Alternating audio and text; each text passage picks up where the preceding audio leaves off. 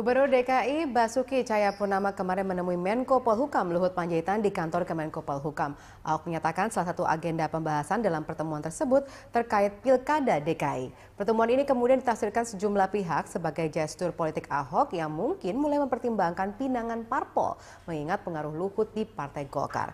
Apalagi sebelumnya pada minggu terakhir bulan Mei lalu, Ahok juga sudah bertemu dengan Ketum Partai Golkar Setia Novanto. Apakah dukungan DPD 1 Golkar DKI terhadap Ahok akan mengubah pendirian Ahok untuk akhirnya memilih jalur parpol pada Pilkada 2017 mendatang setelah sebelumnya mendapat dukungan dari Hanura dan Nasdem? Bagaimana pula tanggapan teman Ahok jika akhirnya Ahok memilih jalur parpol setelah mereka berhasil mengumpulkan dukungan 1 juta KTP? Untuk membahasnya telah hadir bersama kami di studio pendiri Relawan Teman Ahok Singgih Widyastono dan pengamat politik dari Universitas Paramadina yang juga Direktur Eksekutif SMRC Jayadi Hanan. Selamat malam Pak Jayadi, selamat malam Mas Singgih. Terima kasih sudah bergabung bersama kami malam hari ini.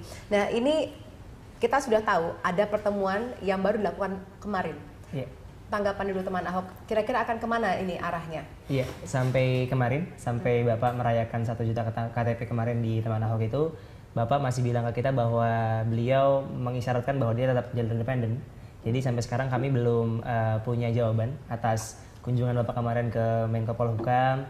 Tapi sampai sekarang kami masih memberikan keleluasan buat Bapak untuk memilih antara untung dan rugi antara jalur independen ataupun jalur partai politik sampai sekarang. Tapi sampai sekarang yang kami masih yakin Bapak tetap memilih jalur independen.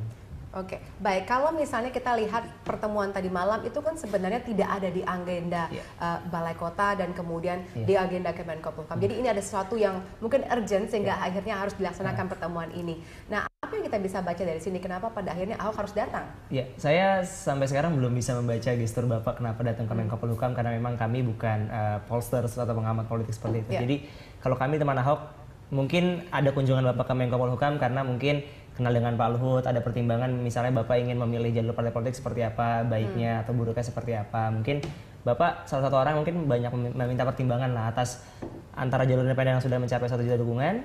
Mungkin Bapak merasa saya harus minimal mempertimbangkan dengan sangat baik sekali antara jalur independen ataupun jalur perseorangan. Mungkin seperti itu. Baik, tapi Anda optimis apakah tetap akan jalur independen atau kami masih optimis sekali dengan teman-teman semua sampai sekarang apa yang kami lakukan sehingga kami mendapatkan 1 juta KTP dan kami masih fokus dalam penggalangan dukungan juga terus-terusan hingga mungkin proses administrasi yang cukup rumit dari KPUD kami sedang persiapkan juga mengawal bagaimana nanti proses verifikasi faktual nanti di lapangan seperti itu sedang kami siapkan timnya.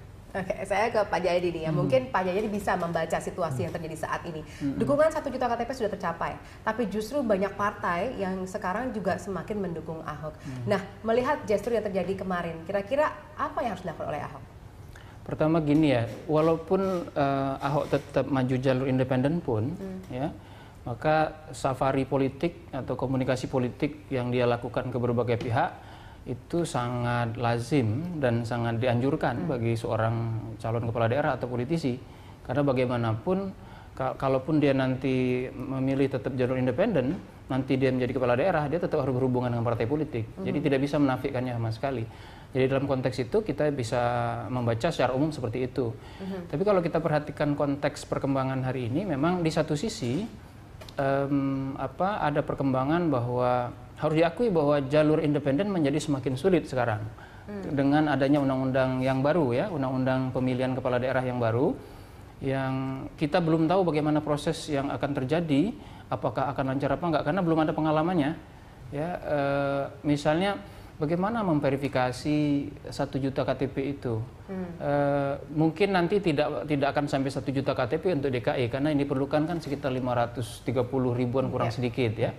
Tapi untuk memverifikasi secara sensus 530 ribu itu kan belum terbayangkan oleh kita karena belum ada pengalaman sebelumnya. Jadi dengan kata lain jalur independen itu memiliki ketidakpastian yang jauh lebih tinggi. Nah, kalau memang sudah diketahui sudah ada ketidakpastian di sini, apakah kemudian kita bisa membaca safari politik yang tadi Anda katakan adalah salah satu cara untuk menjadi kepastian bahwa ini apapun yang terjadi, kalaupun nanti tidak jadi independen, tetap akan bisa maju? Iya, di satu sisi ada ketidakpastian yang tinggi dengan jalur independen, tapi melalui jalur partai politik belum pasti juga kan?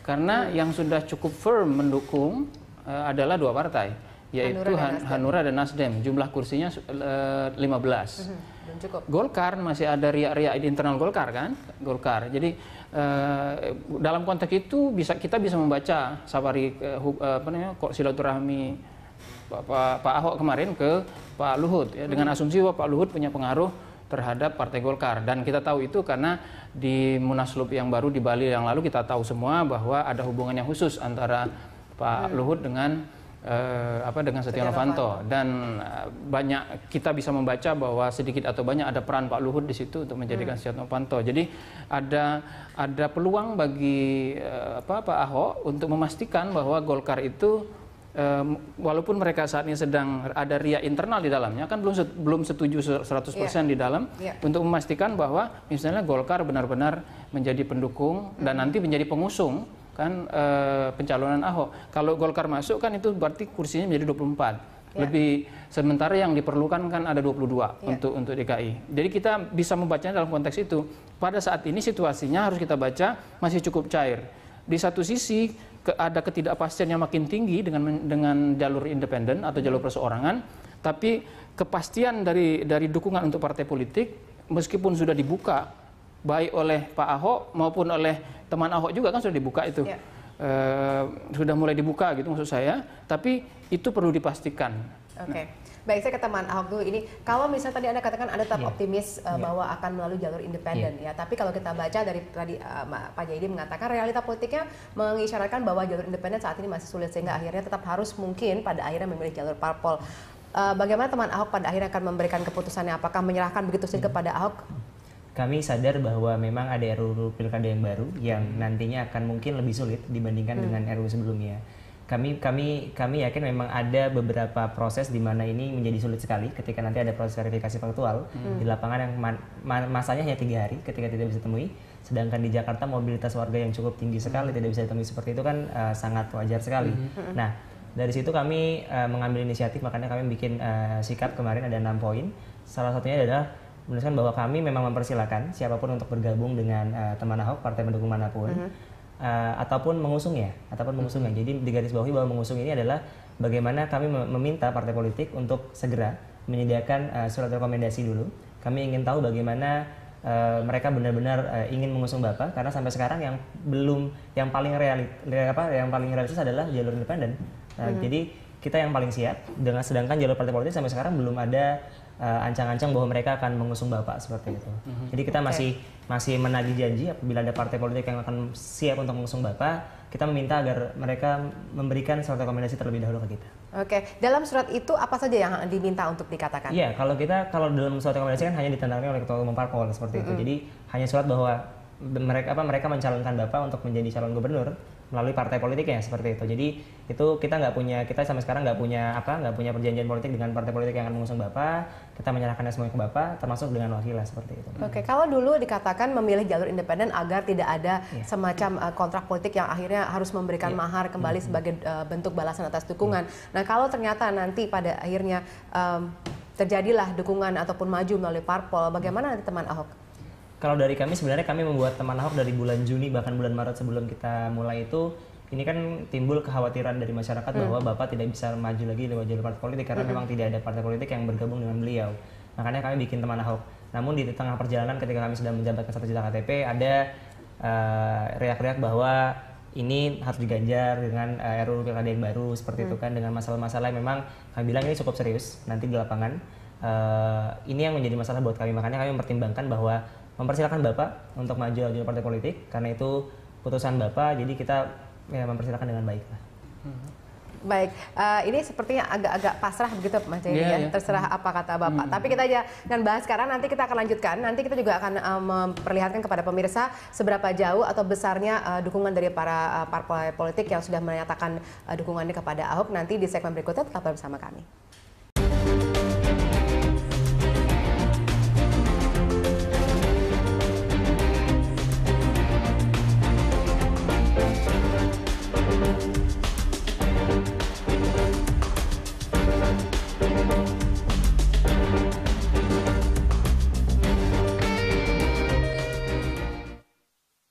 Pemirsa, saat ini Ahok dihadapkan dengan dua pilihan, tetap berada di jalur independen atau berubah haluan, memilih jalur partai politik. Keuntungan politik apa yang sesungguhnya akan didapat Ahok jika memilih jalur parpol dalam Pilkada 2017 mendatang? Rekan Luisa Kusnandar akan menyampaikannya untuk Anda. Silakan Luisa. Ya, terima kasih Vale. Ya pemirsa, apakah Ahok rencananya akan menerima pinangan dari parpol? Itulah yang menjadi pertanyaan. Tapi yang jelas saat ini memang sudah ada sejumlah indikasi apakah Ahok lebih mengarah ke menerima pinangan dari parpol-parpol ini. Tapi sebelumnya secara singkat pemirsa saya jelaskan dulu mengenai saat ini posisinya bagaimana, ada berapa partai yang sudah mendukung Ahok. Pertama kita lihat di sini parpol pendukung Ahok saat ini sudah ada 3 partai yang menyatakan dukungannya untuk Basuki Cahayapurnama. Yang pertama ada Partai Nasdem dengan jumlah kursi DPRD 5 kursi. Yang kedua ada Partai Hanura dengan jumlah kursi DPRD 10 kursi. Dan yang ketiga ada Partai Golkar dengan jumlah kursi DPRD 9 kursi. Jadi bisa Anda lihat sendiri ketika 3 partai ini di total jumlah kursinya, jumlah dukungannya sudah mencapai 24 dari 106 kursi DPRD DKI.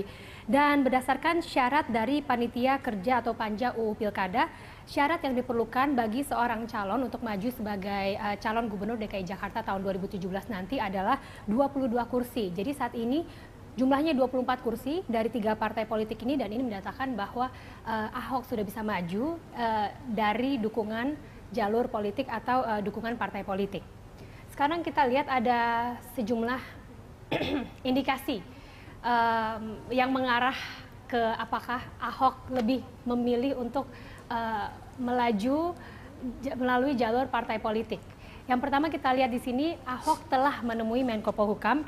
Ini terjadi Senin kemarin, tepatnya di kantor Kemenko Polhukam, terjadi pertemuan antara Ahok dengan Luhut Panjaitan. Pertemuan 4 mata ini berlangsung selama 30 menit di luar agenda Ahok sendiri, dan inilah yang menjadi salah satu faktor indikasi bahwa mungkin Ahok lebih menjurus ke melanjutkan pencalonnya ini melalui jalur partai politik.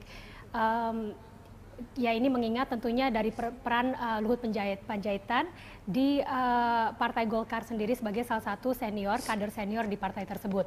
Yang kedua, Ahok mengatakan teman Ahok tidak masalah dengan dukungan parpol. Nah ini sudah kita dengar sendiri melalui statement-statement yang dikatakan oleh salah satu pendiri teman Ahok, antaranya ada Amalia Ayuningtyas yang mengatakan quote-unquote yang mengatakan bahwa kita mau mempermudah kendaraan politik Ahok. Jika nantinya melalui jalur independen terlalu berat, maka itu semua kembali ke keputusan Ahok. Kita tahu bahwa berdasarkan keputusan KPU bahwa verifikasi faktual itu akan dilakukan dalam waktu 2 minggu. Ini berarti dalam waktu 2 minggu KPU harus bisa memverifikasi secara faktual 1 juta KTP. Dan ini tentunya adalah bukan hal yang mudah untuk dilakukan ya. Dan selain itu pun Ahok sendiri pun sudah mengatakan, ia mengatakan ibaratnya sekarang kita punya jalan, 2 jalan. Kita mau jalan tol bisa, jalan biasa juga bisa, dua-duanya terbuka. Yang ketiga, Ahok minta dukungan tertulis dari parpol. Ya meskipun sudah ada 3 parpol yang mendukung Ahok, tapi sejauh ini dukungannya hanya dikatakan melalui media saja. Jadi belum ada dukungan secara tertulis.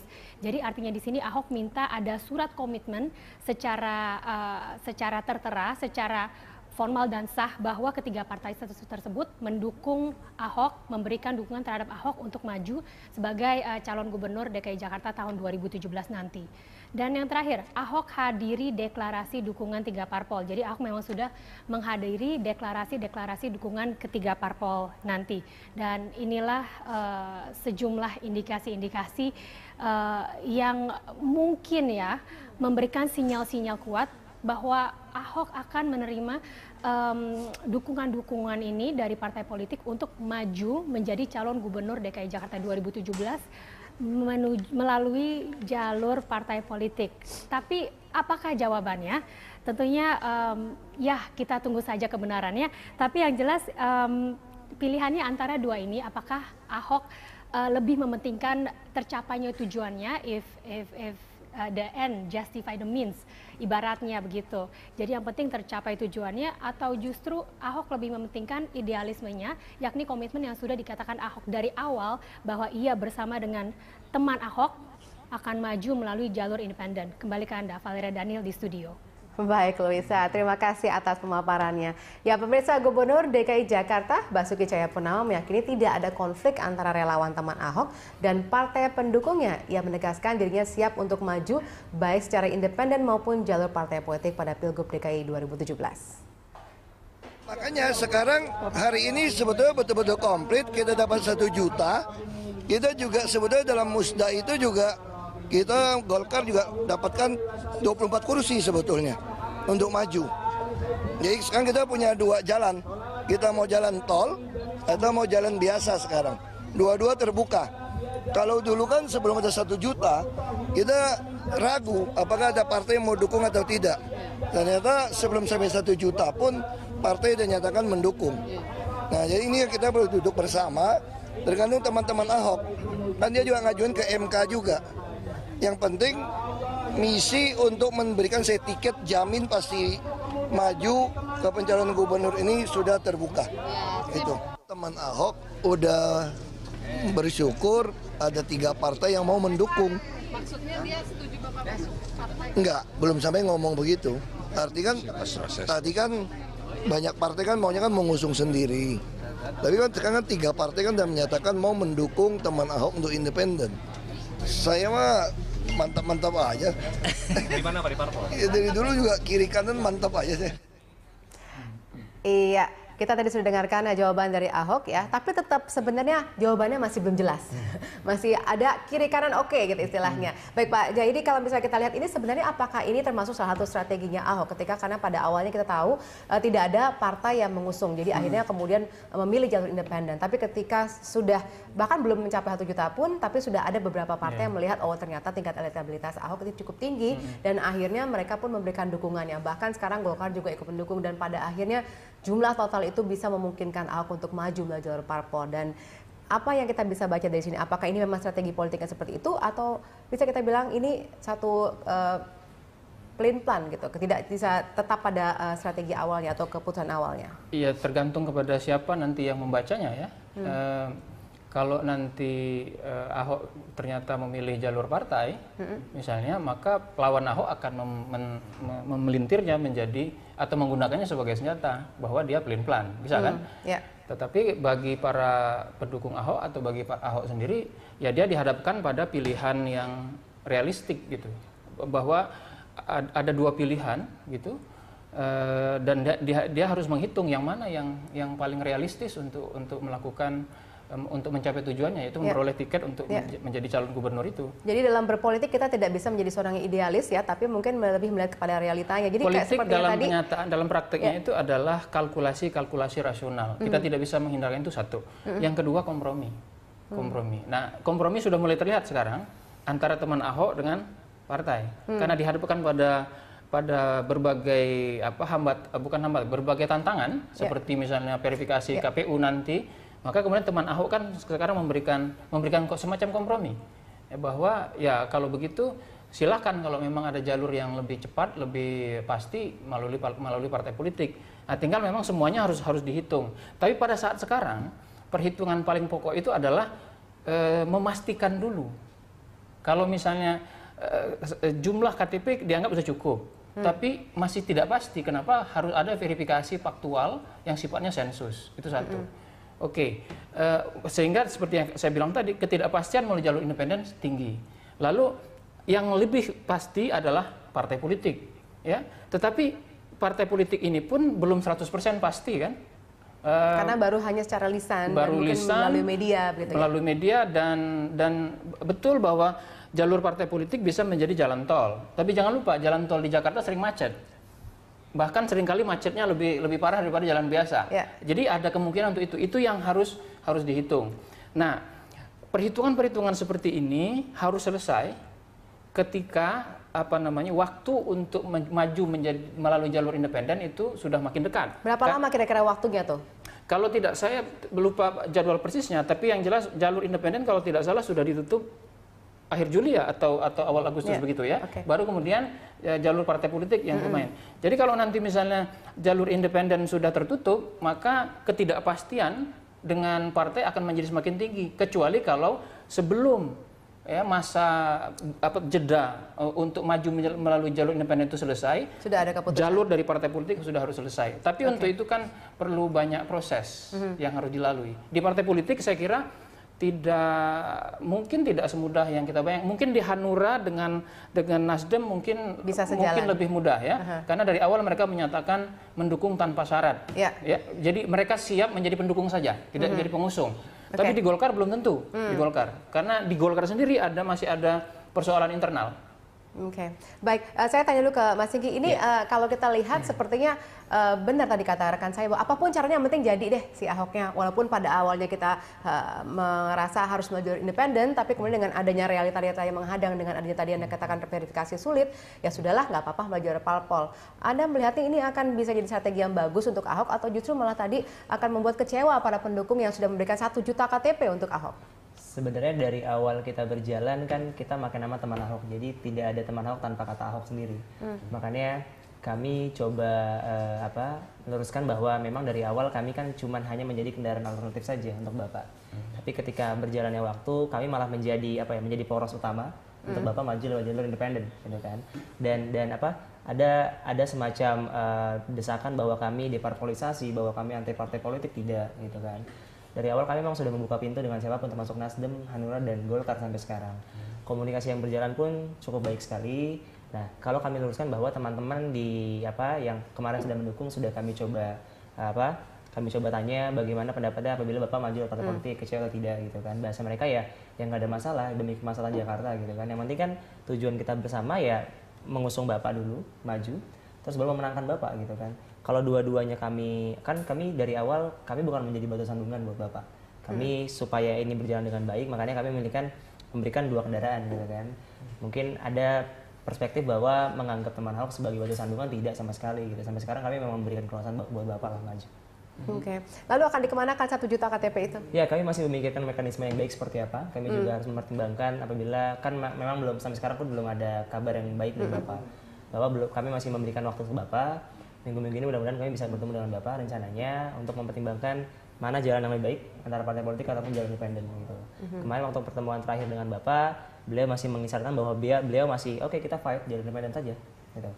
Tapi saya minta waktu sebentar, saya mempertimbangkan beberapa opsi yang memang termasuk mungkin pertemuan kemarin dengan Menko Polhukam, itu mungkin salah satu opsinya Bapak seperti itu. Oke, Pak Jayadi, kalau kita lihat ini sepertinya ada satu tadi Anda juga mengatakan adalah kompromi ya dalam politik karena melihat realitanya seperti itu. Nah, tapi kan tadi juga dikatakan bahwa mereka awalnya itu mengatakan bahwa harus mendukung tanpa syarat karena mereka tidak ingin ada semacam kontrak politik yang dilakukan oleh Ahok kepada partai politik. Makanya mereka memutuskan menerima dukungan dari Nasdem dan Hanura mereka tanpa syarat. Nah, seperti kita ketahui tadi Anda juga katakan ada Golkar, kemudian mereka juga mengatakan mendukung, tapi kemudian ada juga pihak-pihak yang kontra. Nah, bagaimana kemudian akan kita baca kalau ternyata nanti pada akhirnya dipilih jalur parpol? Apakah akan solid dukungannya?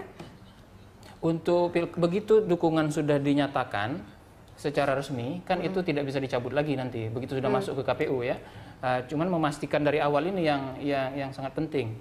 Nah, memang di situ tadi persoalannya adalah konsesi politik apa yang diperlukan untuk memastikan dukungan partai itu menjadi betul-betul solid begitu.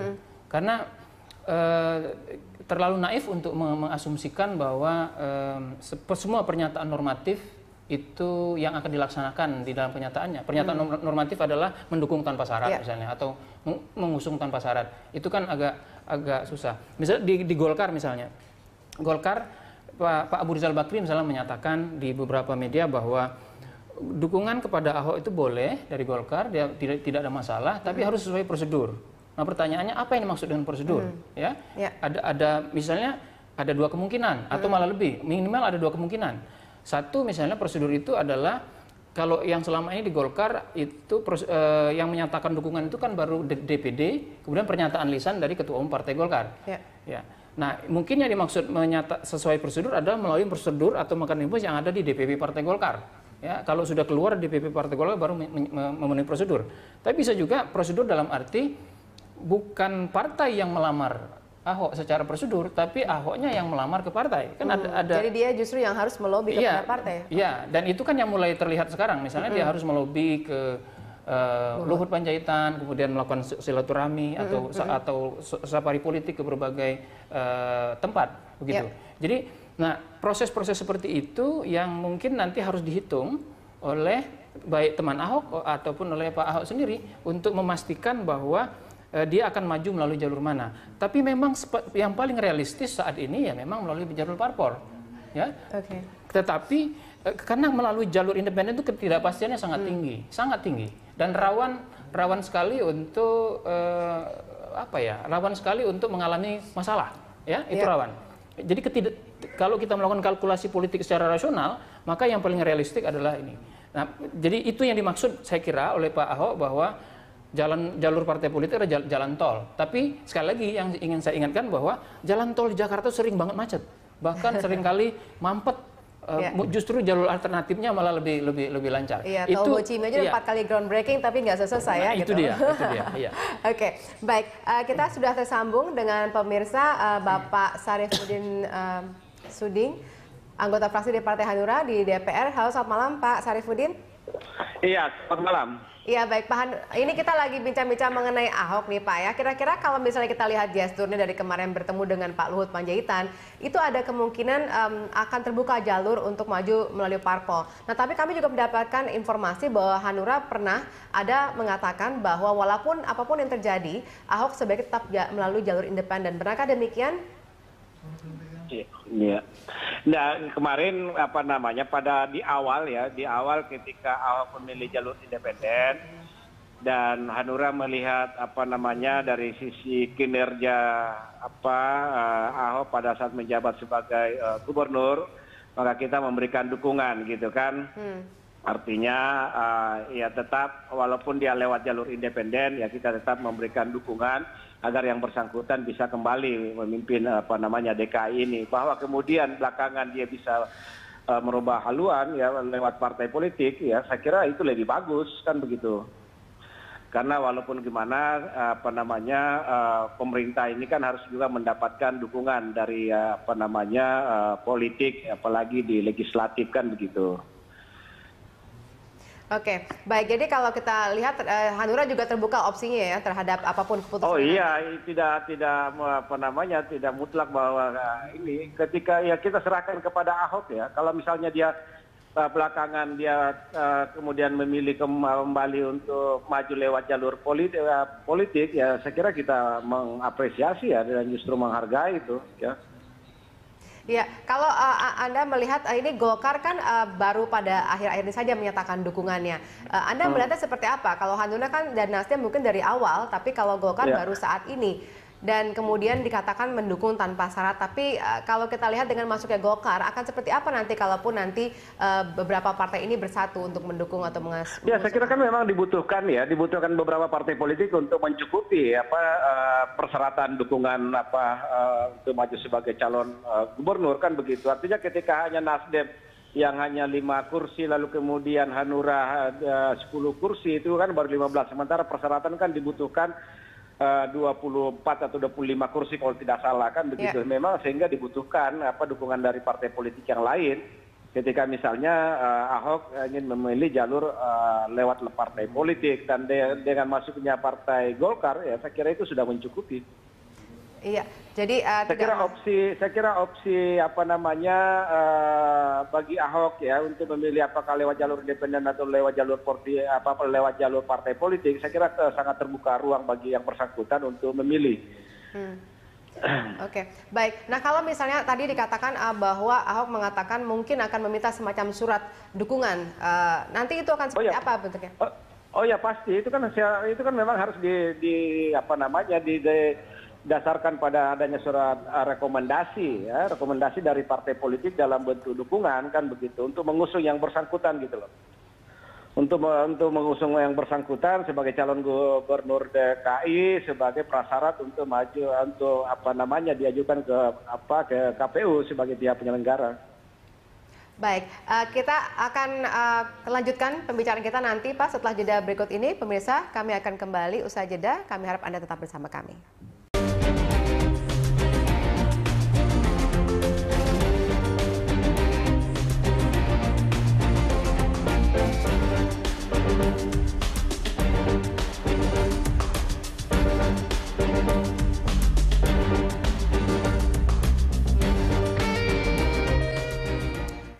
Terima kasih Anda kembali bersama kami. Saya akan ke Mas Singgih sebagai perwakilan teman Ahok.